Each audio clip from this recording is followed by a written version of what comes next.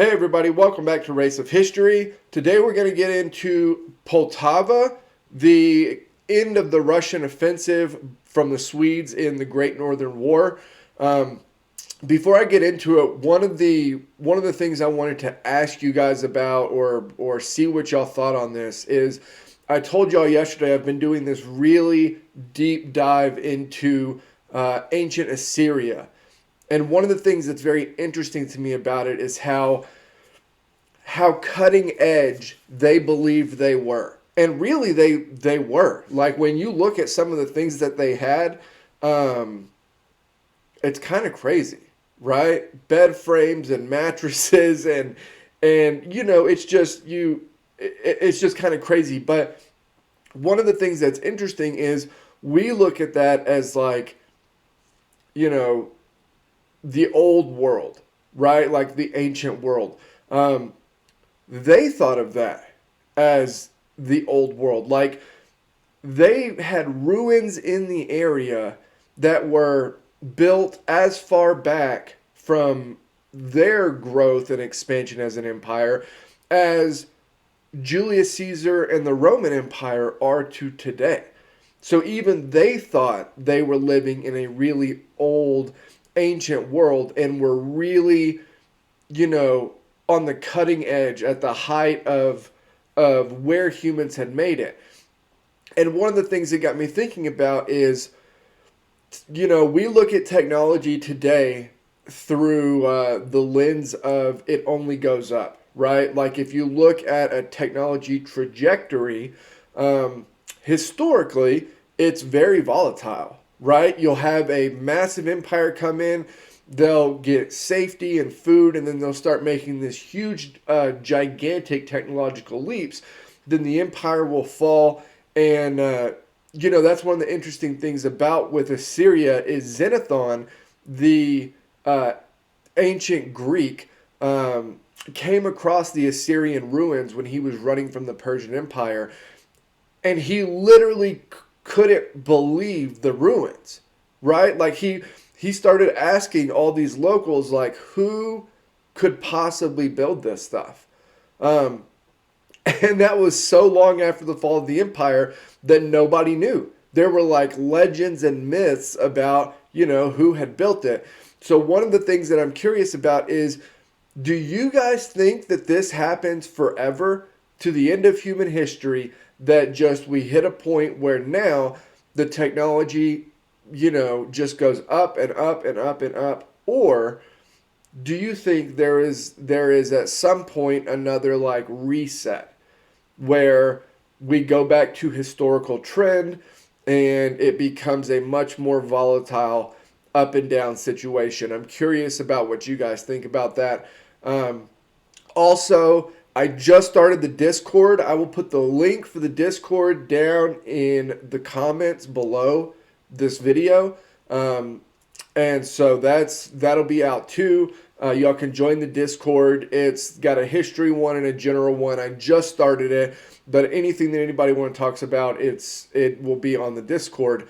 And also, I'm hoping to get to the song Killing Grounds today. I'm hoping to get that song out later this afternoon. So if everything goes as planned, that will also be out later. With all that being said, let's get into it. Poltava, Sabaton history. Slaget vid Poltava var helt klart avgörande för slutet på svenska stormaktstiden. Och Sabaton skrev en låt om det.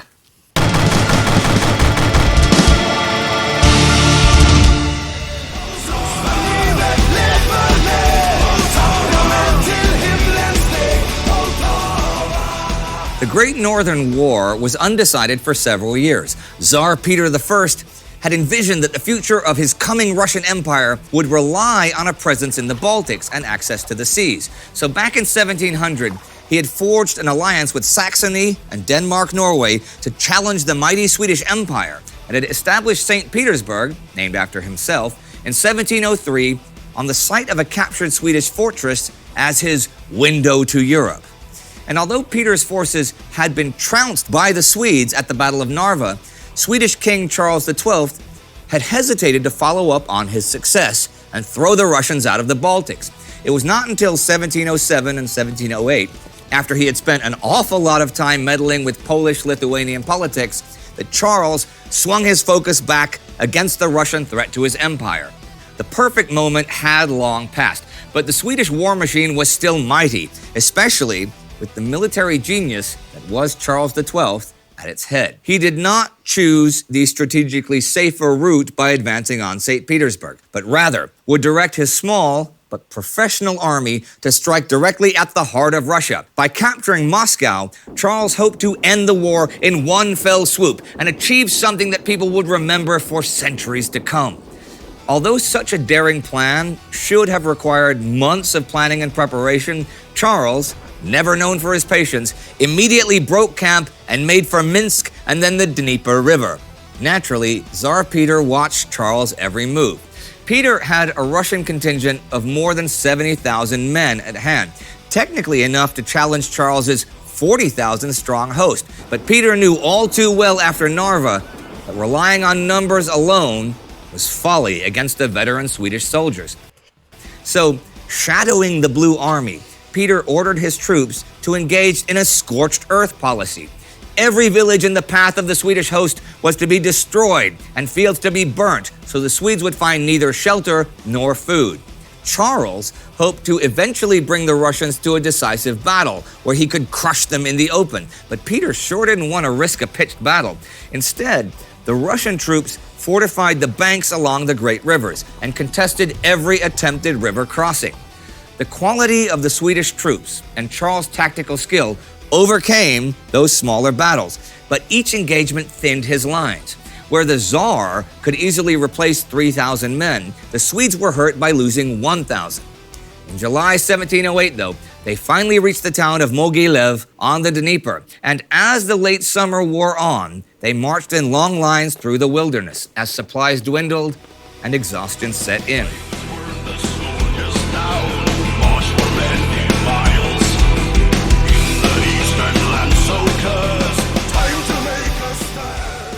Day and night, they were forced to remain on guard against Tartar and Bashkir horsemen who cut down any stragglers.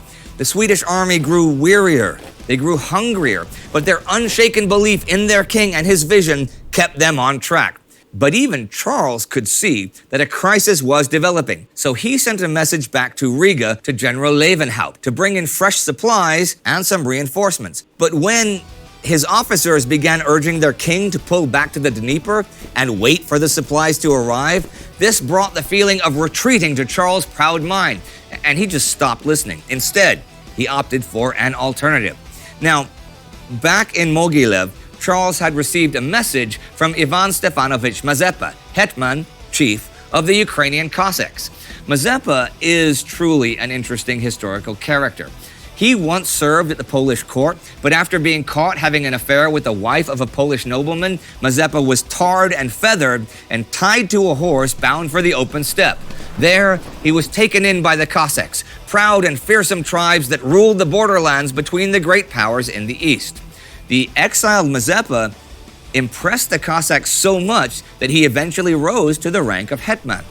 Usually, the Cossacks fought in the service of the Tsars against the Turks, but Mazeppa spoke for those that wanted independence and their own realm. For this, he had secretly negotiated with Charles and offered a force of 30,000 horsemen to fight against the Tsar. This tempting... They didn't have the ability to do that, though, did they? Well, I guess they'll get more into it, but from what I recall, they didn't actually have... They weren't actually able to do it. Offer now made Charles turn south to meet Mazeppa, completely abandoning his reinforcements. Poor Levenhaupt soon found himself abandoned on the banks of the Dnieper with no trace of his king. Charles and Mazeppa met in Siberia, a rough, unruly country between Poland, Lithuania, and Russia in what is now Ukraine. However, instead of the promised 30,000 horsemen, Mazeppa had only like 1,500 with him. Yeah. Peter had found out about Mazeppa's double dealings, and a Russian army had just besieged and destroyed his capital. Mazeppa was ostracized and excommunicated and no longer held power among the Cossacks. Sturdy Levenhaupt eventually made it to Severia too, but with only a fraction of his men, and had also been forced to ditch ammunition and artillery while fleeing from the Russians that had been hard on his heels. Now left with neither a large host of Cossacks nor a large host of Swedish reinforcements, Charles set up camp with around 24,000 men in the woods, with winter around. See, I've been asked a couple of times what my thought process of Charles is. And really my thought process is patience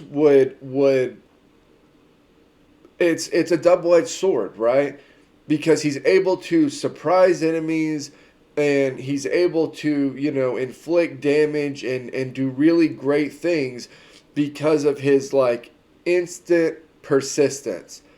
But at the same time, not having patience here meant you didn't get the reinforcements you were wanting that were Swedes. You weren't able to get the Cossacks on your side. It's just you got the worst of both worlds, whereas a little bit of patience here could have potentially done wonders. On the corner. A winter that was one of the harshest on record. Whole parts of Europe froze. Frostbite in the Swedish camp was widespread, and many men froze to death in their sleep. His officers still hoped to convince their king to return to Poland, but Charles wanted to move on as soon as the thaws of spring had arrived. He had made the decision to march against the fortress of Poltava. The siege began in May 1709, but the Swedes, with little artillery and powder left, were clearly not strong enough to take the fortress head on. Charles exposed himself to danger time and time again, constantly urging his men onwards. And one day, as he was riding outside the fortress with Levenhaupt, the king was hit by a bullet. The projectile punched straight through his foot, crushing its bones. It was feared that he might even lose his foot, though he did not. Things went from bad to worse, as Tsar Peter arrived at the scene at the head of 90,000 men. With the king out of the fight, command was up to Marshal Reinhold. Charles ordered him to order the attack in his stead. So with only 13,000 men available and only a handful of cannons left, the Swedes were to attack the strongly fortified Russian camp opposite them. A surprise attack seemed like the only option for success. But even if the king had personally been leading his troops, the long trail through Russia had left the Swedish army exhausted and undersupplied. They would have to pull off the impossible. On June 28th, shortly after midnight, the Swedish troops advanced towards the enemy's lines. The battlefield was like a long corridor. On its flanks, the Russians had fortified the woods, and Charles' plan was to quickly overrun the redoubts in between in a speedy surprise attack. If they managed to capture most of the artillery batteries early on, they could turn them against their enemy.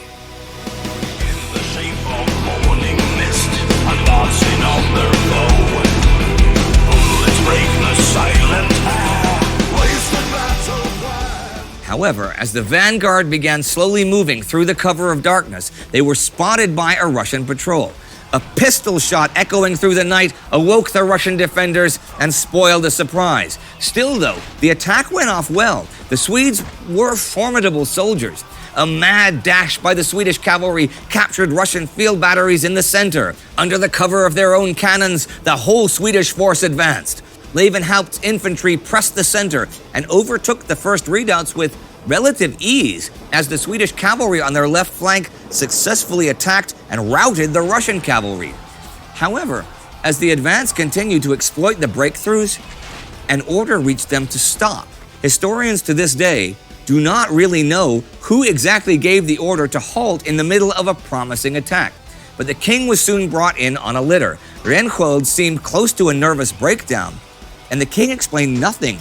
With the opportunity gone, the pause gave the Russians enough time to react and reorganize, and Peter could now clearly see how few the Swedes actually numbered. As the king finally ordered the attack to continue, the Russians counterattacked. In the end, it came down to 4,000 tired and exhausted Swedes to fight over 30,000 Russian troops and 100 cannons in entrenched positions head on. Still true to their oath and their belief in the king, the Blue Boys went on the attack.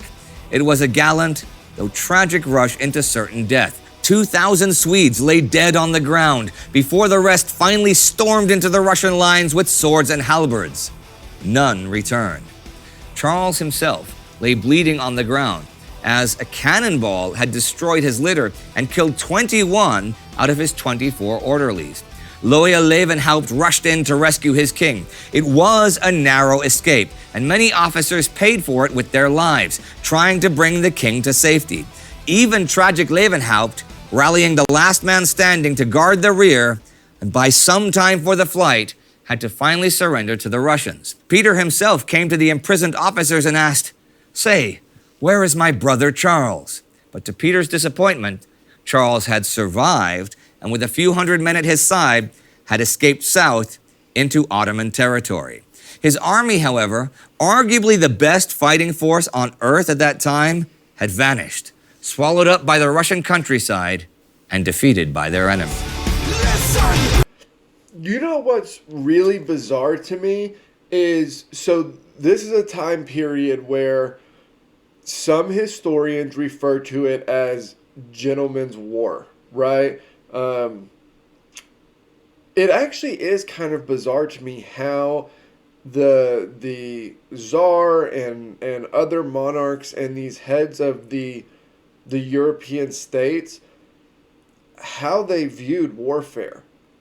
Because they did not, like, we view war today in a totally, totally different way than it seems like they did, and certainly than the way that they spoke about it.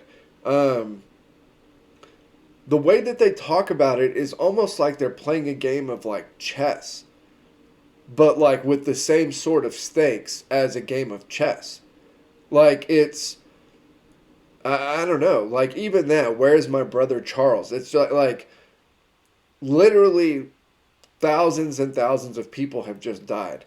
But again, it's like, this was, you know, this was me taking the rook on the chess game. Like, this is, you know, they view it in such a strange, like, foreign to today's standards way.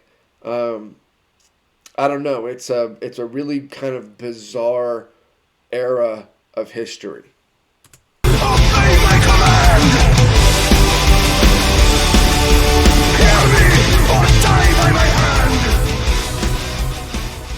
It's interesting that this song is about the Swedish, a defeat of the Swedish army. Yeah, and actually, we were thinking that it's not gonna be this. Okay. Because the song was almost to be about the Battle of Narva instead. Okay. Where the Swedish won. Yeah. But we didn't want the album Carolus Rex to be a complete, you know, just a promotional album for the Swedish Sweden, Empire. Go Sweden, Yeah. okay. So we wanted also to show some of the defeats and some of the negative reflections. Yeah, you want to show what the reality is, right? Like, you know, we talked about this with some of the groups that use, you know, the king as, you know, ultra nationalist ideas and or stuff like that. And it's like, even if it's not something as far out as that, really all of the ways that we use them and look at them, or all of our historical figures, are kind of jaded to the side of, like, them being good, the time being different than it really was. You know, we've had this issue in the U.S. with taking down of statues and of historical figures and stuff like that. And that's been really interesting to me because I don't, like I said, I don't really get into too much, like, modern political stuff. It's all kind of gross to me. But that was interesting to me because it made me feel like if we're this upset about a statue of somebody, then we have a warped view of who that person is, no matter who it is, right? Even if it's a statue of like Albert Einstein or whoever.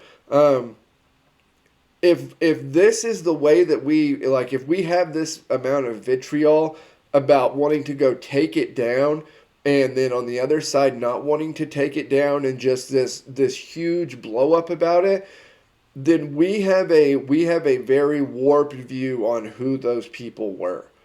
Because the whole thing is like, these people did bad things, and it's like, yeah, no shit. The idea that there were people in the past that are put up on this pedestal that didn't do bad things is a fairy tale.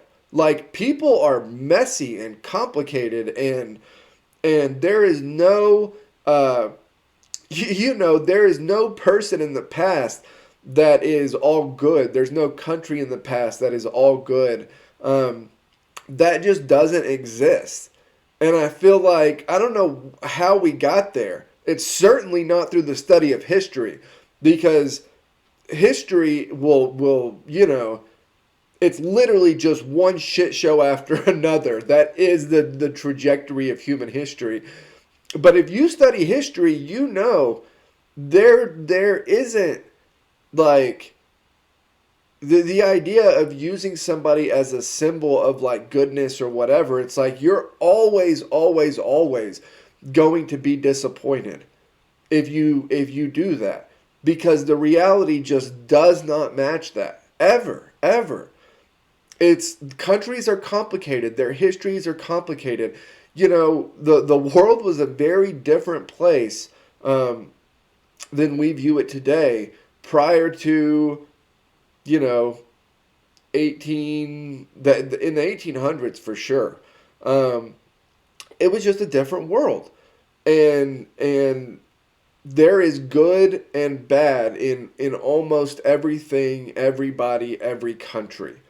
So to portray a country or person or hold them up as the example of all good or all bad just doesn't fit with the history. The reality is, it's messy and it's complicated. Of how people saw. I mean, Sweden were, sure, a great power at this time, and they did some military achievements that were pretty impressive. It was also one of the songs we made in two languages, Swedish and English. And I think when I was writing the lyrics for the Swedish one, it was just flowing. It was just, poof, it was just there instantly. But then I got so damn stuck at translating it to English and like to try to write it, because my head was so focused on the Swedish. How different was the popularity in the Swedish and the English versions? Very different. And over time as well, the Swedish, we see a huge increase of people demanding to hear it in Swedish outside of Sweden. We were in a struggle with the label because I listened to it in Swedish. I've told you all this. I like the Swedish versions. Maybe for all of the ones I've listened to, but certainly for most of them, I have liked the Swedish versions more. They seem, I don't know, I just like the personal kind of raw realness of the Swedish versions. They were obviously like, you can't promote Swedish songs outside of Sweden. The album was mainly promoted outside of Sweden in the English version. Right. And in Sweden, it became hugely popular in Swedish, and nobody cares about the English version. Why would they? Exactly. But over time, we see, because you can easily follow the streams. You can see how popular songs are, you can see the graphics, and how people are listening to it. And then I can take a song like Poltava, and I can compare it over time and see English version versus Swedish. And if I take a country like United States and just focus on United States, song Poltava, Swedish and English, and compare them. So in beginning, streams were way higher on the English version. Yeah. Today, the Swedish one in the United States have passed. So we really know how you stand. Feel free to write in the comments and tell us which you would actually want to hear when they come to see you. And will you actually learn the lyrics? So sing along. Okay, well, Per, thanks a lot for today. Thank you for today. It was a great day. It was a great day. And in 1 week, it will be another great day. because then the next episode comes. The next episode of Sabaton History comes out exactly 1 week from today. Awesome! That is awesome. We'll see you then. Hey!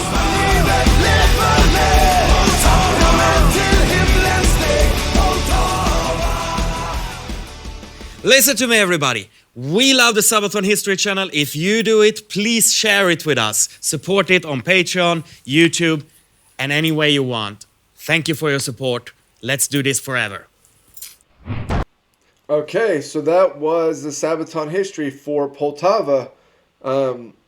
Like I said, I will put the Discord link down below.